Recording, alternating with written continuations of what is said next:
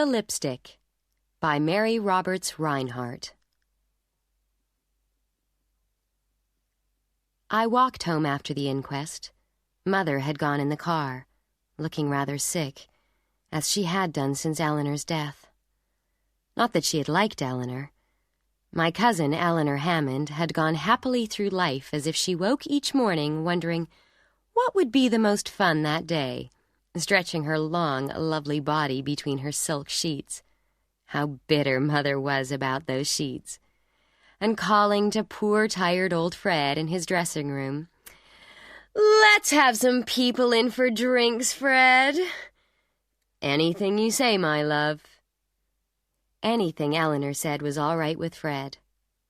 I remembered his face at the inquest, shocked and puzzled. "You know of no reason why Mrs. Hammond should take her own life?" "None at all." "Nothing about her health caused her anxiety?" "Nothing. She always seemed to be in perfect health." "She was seeing Dr. Barkley." "She was tired," he said unhappily.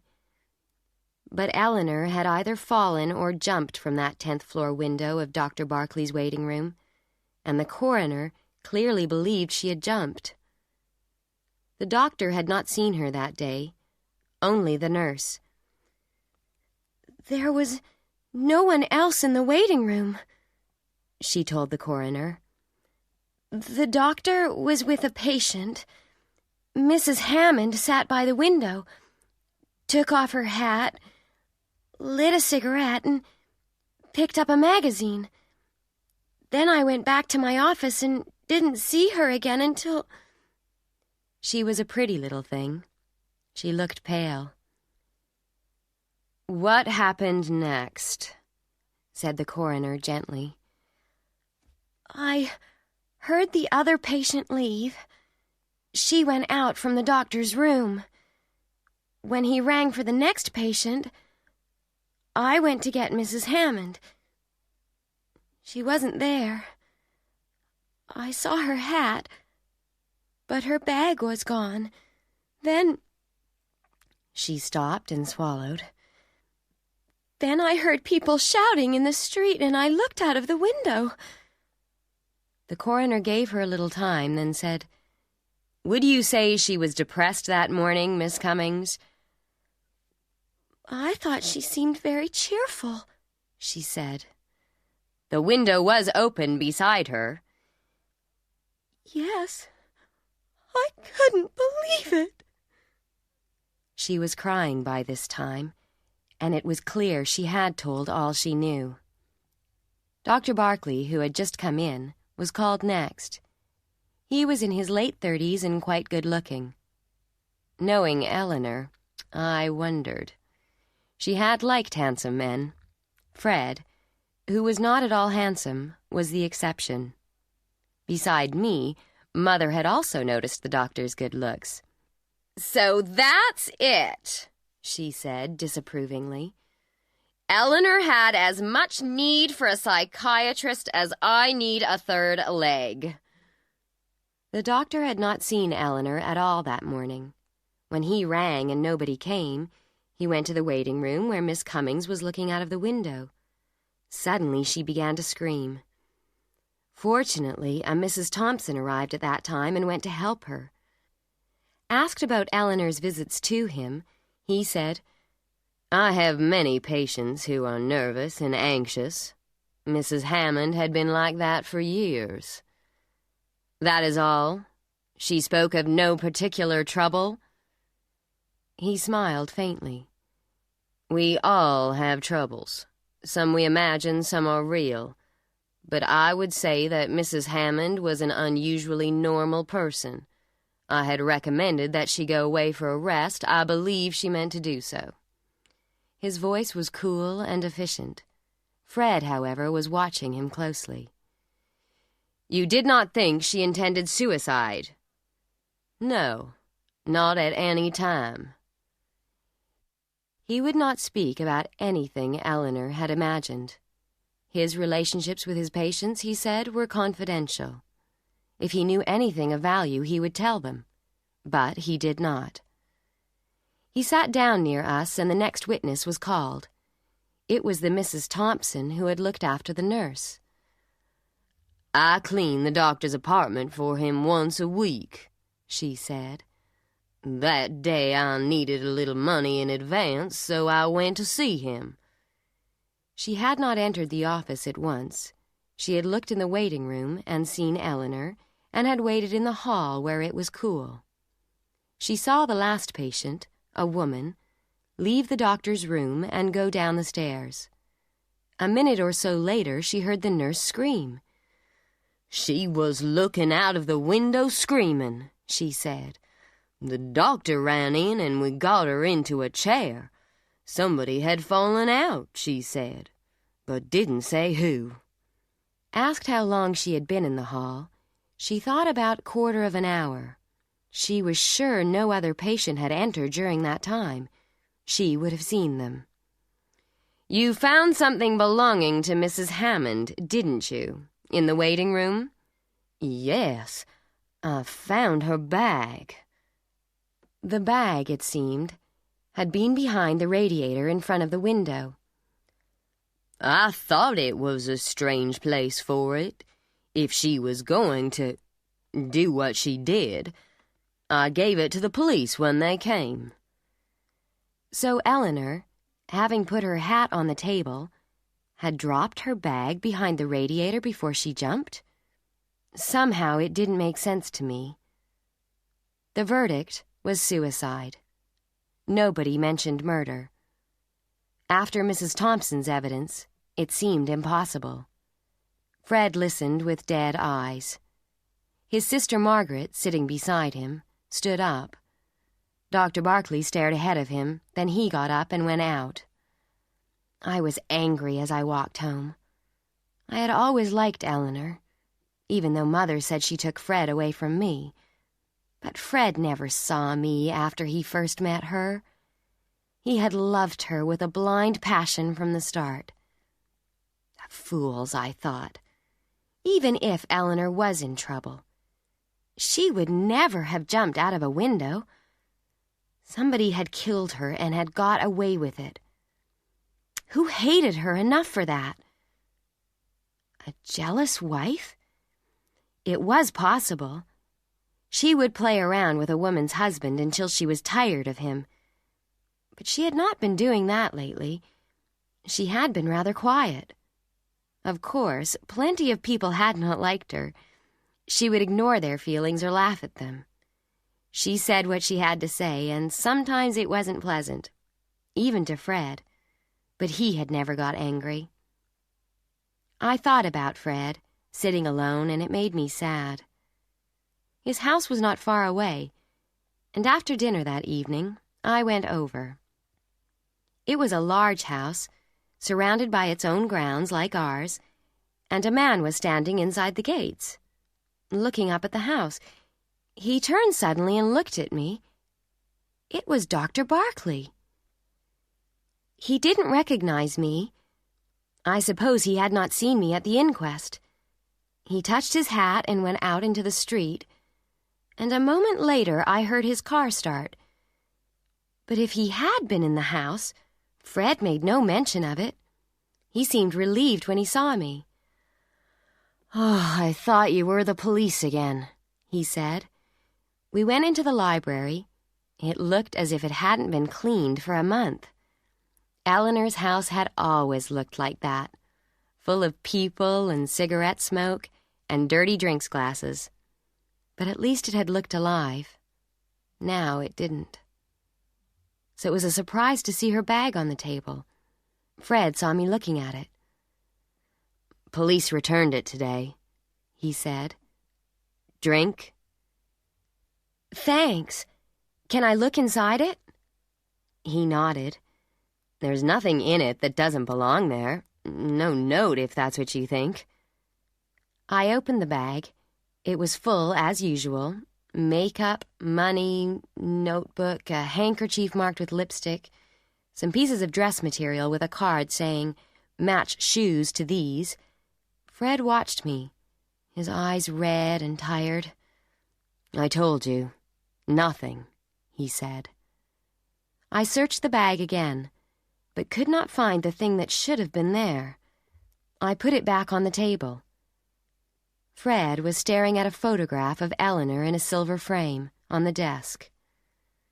She was beautiful. She was indeed, I said honestly. Margaret thought she was a fool who spent too much money. He glanced at the desk, piled high with unopened bills. Maybe she was. What the hell did I care? He seemed to expect me to say something, so I said, "You didn't have to buy her, Fred. She loved you dearly." He gave me a faint smile. "I wasn't only her husband," he said. "I was her father, too. She told me everything. Why she had to go to that doctor. Didn't you know she was going, Fred?" "Not until I found a bill from him." He talked on as if he was glad of an audience. He had made her happy. She went her own way sometimes, but she always came back to him. He thought the coroner's verdict was terribly wrong. She fell. She was always careless about heights. And he had made no plans except that Margaret was coming to stay until he closed the house. And at that minute, Margaret walked in. I had never liked Margaret Hammond. She was a tall woman, older than Fred. She nodded to me. "I decided to come tonight," she said to Fred. "I didn't like you being alone. And tomorrow, I want to make a list of everything in the house. I'd like to have Father's picture, Fred." He looked uncomfortable. There had been a long quarrel about old Joe Hammond's picture. Eleanor had not cared about it, but because Margaret had wanted it, she had kept it. I looked at Margaret. Perhaps she was the nearest thing to a real enemy Eleanor had ever had. She looked at the pile of bills on the desk. "We'll have to find out how much money you owe." "I know how much money I owe," he said. He got up and they stared at each other, Fred with his back to the desk, as if even then he was protecting Eleanor from Margaret. But as I left the house, I was fairly confident that Margaret would come downstairs later when Fred was asleep and go through those bills. I was nearly home when I realized I was being followed. Feeling frightened, I stopped and turned, but it was only a girl. She spoke my name. "Miss Baring? I saw you at the inquest and a newspaper man told me your name. You've been to the Hammonds, haven't you?" "Yes. What about it?" She was quite young and seemed nervous. "Were you a friend of Mrs. Hammond's?" she asked. "She was my cousin. Why?" She took a cigarette from her bag and lit it. "Because I think she was pushed out of that window. I work in an office across the street and I was looking out. I didn't know who she was, of course." "Do you mean you saw it happen?" I said, amazed. "No, but I saw her at the window just before it happened, and she was using a lipstick. When I looked out again, she was on the pavement." Her hand started to shake, and she threw away the cigarette. "I don't think a woman would use a lipstick just before she was going to do a thing like that, do you?" "No," I said. "You're sure it was Mrs. Hammond?" "Yes. She had on a green dress, and I noticed her hair. I went back tonight to see if the lipstick was on the pavement. I couldn't find it. The street was crowded. Someone may have picked it up. It's 3 days ago, but I'm sure she had it when she fell." That was what I had not told Fred. That Eleanor's gold lipstick was missing from her bag. I looked at my watch. It was only 11 o'clock. "We could go and look again," I said. She would not tell me her name. "Just call me Smith. I don't want to get involved. I have a job to keep." I found the lipstick. It was at the side of the road, and 20 cars must have run over it. But after I wiped the mud off it, the familiar letter E was there to see. Miss Smith saw it and gasped, "So I was right!" Then she jumped on a bus, and I never saw her again. I slept badly that night, and it was late when I got to Dr. Barkley's office the next morning. I walked in and put Eleanor's lipstick on his desk. "I don't think I understand," he said, staring at it. "Mrs. Hammond was at the window using that lipstick only a minute before she fell." "Do you mean it fell with her?" "I mean that she never killed herself. Do you think a woman would put lipstick on just before she was going to do what we're supposed to think she did?" He smiled. "My dear girl, if you saw as much of human nature as I do, that wouldn't surprise you." "So Eleanor Hammond jumped out of your window with a lipstick in her hand, and you watched the Hammond house last night and hurried away when I appeared. If that makes sense—" It shocked him. He hadn't recognized me before. "I see," he said. "So it was you." He leaned forward in his chair. "I suppose I'd better tell you, and trust you to say nothing. I didn't like the way Mr. Hammond looked at the inquest. I was afraid he might, shoot himself." "You couldn't stop it, standing outside," I said.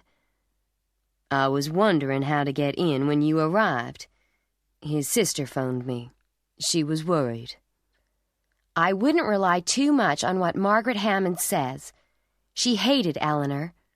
I stood up and picked up the lipstick. "You're a very young and attractive woman, Miss Baring," he said. "Why don't you leave this alone? You can't bring her back, you know that." "I know she didn't kill herself," I said. I went out and was less surprised than I might have been to find Margaret in the waiting room.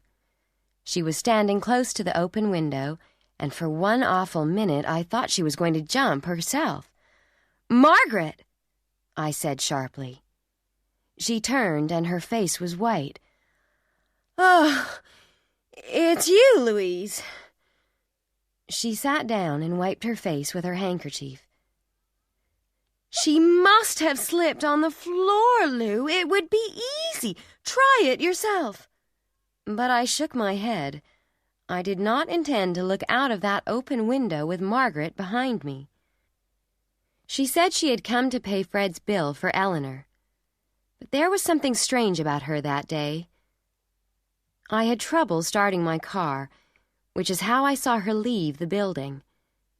Then she did something that made me stop and watch her. She looked closely at the pavement and the side of the road. So she knew Eleanor's lipstick had fallen with her, or knew it was not in the bag. She stopped a taxi and got into it. I don't know why I followed her, except she was the only suspect I had. The taxi went on, and I began to feel rather silly. Then it stopped, and she got out. She went up some steps to a house and rang the bell. She was in the house for almost an hour, but when she came out, I sat up and stared. The woman at the door with her was Mrs. Thompson from the inquest. The taxi passed me, but Margaret didn't even see my car. Mrs. Thompson didn't go into the house at once and was still outside when I went up the steps. "May I talk to you?" I said. She was suspicious. "What about?" "A murder," I said. "I think you know something you didn't tell at the Hammond inquest." Some of the color went out of her face. "It wasn't a murder," she said. "The verdict—" I think it was murder. What was Mr. Hammond's sister doing here if it wasn't? I never saw her before, she said. She came to thank me for what I said at the inquest, because it showed that the poor woman did it herself. And to pay you for it, I suppose. Nobody paid me anything, she said angrily. If you think anybody can bribe me to lie, you're wrong. She went in and banged the door shut. Was she telling the truth? Was there something she had not said at the inquest? I was sure the doctor knew more than he had told. But why hide anything? All afternoon I wondered what Dr. Barclay and the Thompson woman either knew or suspected. I also went to get my hair done at Eleanor's hairdresser's. The girls there were very willing to talk about her, and I learned something new.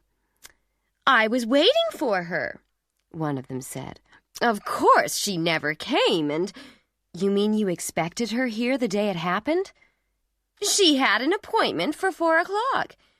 When I heard what happened, I couldn't believe it. Although the last few weeks she hadn't been quite the same." "When did you notice a change in her?" I asked. About Easter. I remember I liked her new hat, and she gave it to me then and there. She said a strange thing. She said sometimes new hats were dangerous. My hair may have looked better when I left the hairdresser's, but my mind was going round in circles. Mother and I invited Fred over for dinner that evening. During the meal, I asked him if anything had happened to upset Eleanor in the spring. "About Easter," I said. "I don't remember anything," he said, "except that she started going to that psychiatrist about then." "Why did she go to him, Fred?" Mother asked. "You saw him," he said. "He was good-looking. Maybe she liked to look at him instead of me." He went home soon after that. I slept badly and was late for breakfast. Mother had finished reading the newspaper, and I took it. The report was just a few lines on the back page. It said that Mrs. Thompson had been shot the night before. I couldn't believe it. I read it again. She was not dead, but her condition was serious. She had been sitting alone outside her house when it happened. Nobody had heard the shot. Her husband found her when he came home at 11 o'clock. She had been shot through the chest and was still not able to make a statement.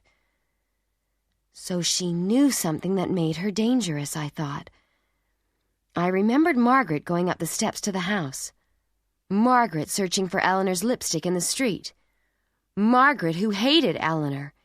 And I suddenly remembered Fred's gun, which he kept in his desk drawer. I think it was the gun which finally made me go to the police. The police captain of the station wasn't interested, but a detective came to see me later. "You don't think Mrs. Hammond killed herself?" he said. I told him about the lipstick, about Eleanor's appointment at the hairdresser's, and that I thought Mrs. Thompson knew something she hadn't told. "Then who did it?" he said. "I think it was Mr. Hammond's sister. She was in Dr. Barclay's office yesterday and insisted that Eleanor had fallen out of the window. She said the floor was slippery, and she wanted me to try it myself." I lit a cigarette and found that my hands were shaking. She also knew about the lipstick because I saw her trying to find it in the street. But it was my next statement that made him really sit up. "I think she was in the office the day Eleanor was killed," I said. "I think the Thompson woman knew it, and I also think she went out there last night and shot her." He looked at me closely. "Why do you think Miss Hammond shot her?" he said. "Because she went to talk to her yesterday morning. She was there an hour. I know, I followed her." He stood up, his face expressionless. "I have some advice for you, Miss Baring," he said. "Leave this to us. If you're right, then it's our job. If you're wrong, then no harm has been done. Not yet, anyhow." I waited by the telephone that afternoon. When he called, it was to tell me that Mrs. Thompson had now made a statement. She did not know who shot her, or why, but insisted that Margaret had visited her only to thank her for being a witness at the inquest. She had not been given or offered any money. But there was more. It seemed that Mrs. Thompson had been worried since the inquest and had telephoned Margaret to ask her if it was important. Someone had entered the doctor's office while she was in the hall. "The one person nobody really notices," said the detective. "The postman. I've talked to him. He saw Mrs. Hammond in the office that morning. He remembers her. She had her hat off and was reading a magazine." "Did he see Mrs. Thompson?" "He didn't notice her, but she saw him." "So he went out last night and shot her." He laughed. "He took his family to the movies last night. Remember, Miss Baring, that shot may have been an accident. Plenty of people are carrying guns now who never did before." So Eleanor threw herself out of the window and Mrs. Thompson was shot by somebody practicing their shooting. I didn't believe it. And I believed it even less after a visit from Dr. Barkley that night. I had eaten dinner and was listening to the radio when he came. I told him about the police, and that surprised him. "You've been to the police?" he said. "Why not? Just because you don't want it known that somebody was pushed out of your office window." He was angry. "You're dealing with something you don't understand. Why can't you stay out of this?" I suppose I lost control then. "How do I know you didn't do it?" I shouted. "You or the postman?" "The postman?" he said, staring. "What do you mean?" It must have been his surprised face which made me laugh. I laughed and laughed. Then I was crying, too. I couldn't stop. Suddenly, without warning, he hit me across the face, and that stopped me. "Get out!" I told him, but he didn't move. He had stopped looking angry. In fact, he seemed rather pleased with himself. "That's better," he said, and patted me on the shoulder. "I didn't come here to attack you. I came to ask you not to go out alone at night." "Why shouldn't I go out at night?" "It may be dangerous," he said, and I could see he was liking me less and less. "I particularly want you to keep away from the Hammond house, and I hope you are sensible enough to do that." He banged the front door when he went out, and I was still angry when the telephone rang. It was Margaret. "I suppose we have you to thank for the police coming here tonight," she said. "We're in enough trouble without you making it worse." "All right," I said dangerously. "Now I'll ask you a question. Why did you visit Mrs. Thompson yesterday morning, and who shot her last night?" She gave a short gasp, then she put down the phone. Mother had gone to bed, and it was half an hour later when I found Fred standing at the kitchen door, smiling a tired smile. "May I come in?" he said. "I was out walking, and I saw the light." He looked better, I thought. He said Margaret was in bed and the house was lonely. "I don't sleep much anyway," he said, "and the house is hot. I've been getting rid of a lot of stuff, burning it in the boiler." He smoked a cigarette and drank a cup of coffee. Then I went out with him to the gates when he left, and watched as he started to walk home. I turned back towards the house and had almost reached it when it happened. I heard something move in the bushes, and stopped to see what it was. but I never heard the shot. Something hit me on the head. I fell. Then everything went black. The next thing I heard was my mother's voice. I was in my own bed with a bandage round my head. "I think she's crazy," Mother was saying, very upset. "She went out after you told her not to. Why can't she leave things alone?" "I did my best, Mrs. Baring," said a male voice. It was Dr. Barkley. He was standing by the bed. He looked strange. One of his eyes was almost shut, and his shirt collar was in a terrible state. "You've been in a fight," I said. "Yes," he said, "and you've got a very pretty bullet graze on the side of your head. I've had to cut off quite a bit of your hair. Don't worry, it was very pretty hair and it will grow again."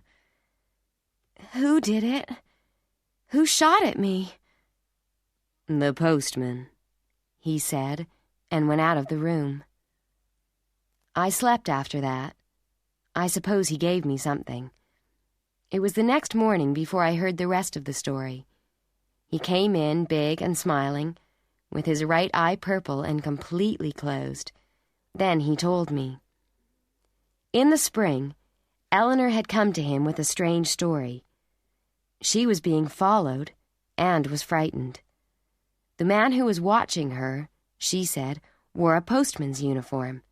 It sounded fantastic, but she swore it was true. "Do you mean it was this man that the Thompson woman saw going into your office?" I said. "She's already identified him. The real postman had been there earlier. He had seen Mrs. Hammond sitting in a chair, reading a magazine. But the real postman had gone before the Thompson woman arrived. The postman she saw was the one who killed Eleanor." I knew before he told me. "It was Fred, wasn't it?" "It was Fred Hammond, yes." He held my hand.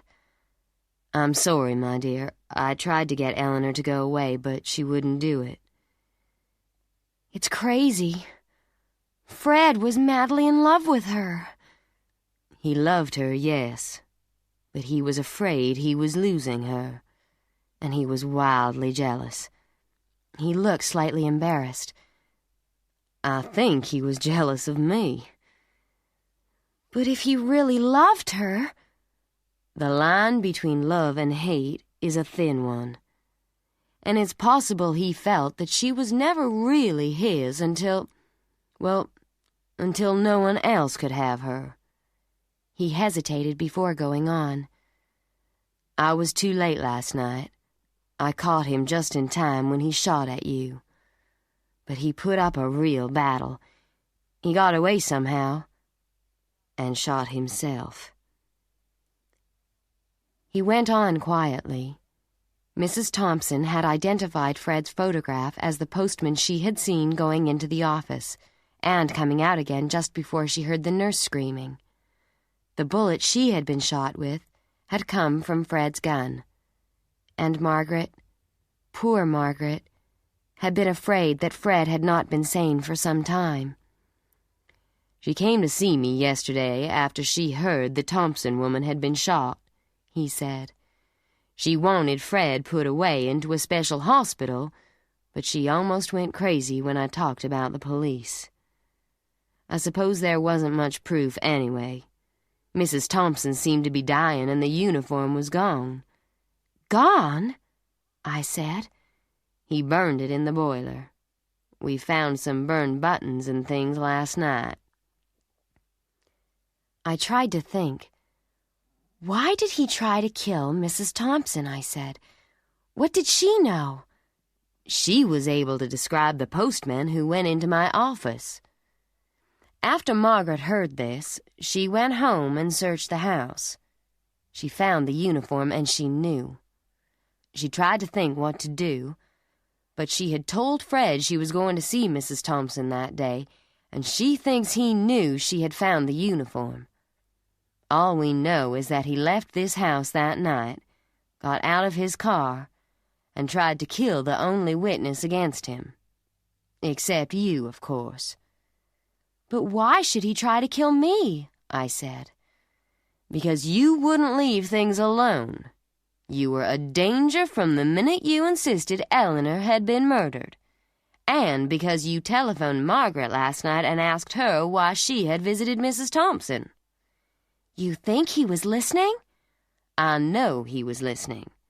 And that was when Margaret sent me to warn you. He admitted that he had been watching the Hammond house all evening, and that when Fred came to our kitchen door, he had been just outside. But Fred had seemed quiet drinking his coffee. Then Fred had begun to walk home, and he followed him behind the fence. But just too late he lost him, and he knew he was on the way back. Fred had lifted his gun to shoot me when he grabbed him. Suddenly, I found I was crying. It was all horrible. He got out a handkerchief and dried my eyes. "It's all over now," he said. "You're a very brave woman, Louise Baring. Don't spoil it now." He got up rather quickly. "I think you've had enough of murder and sudden death. What you need is quiet.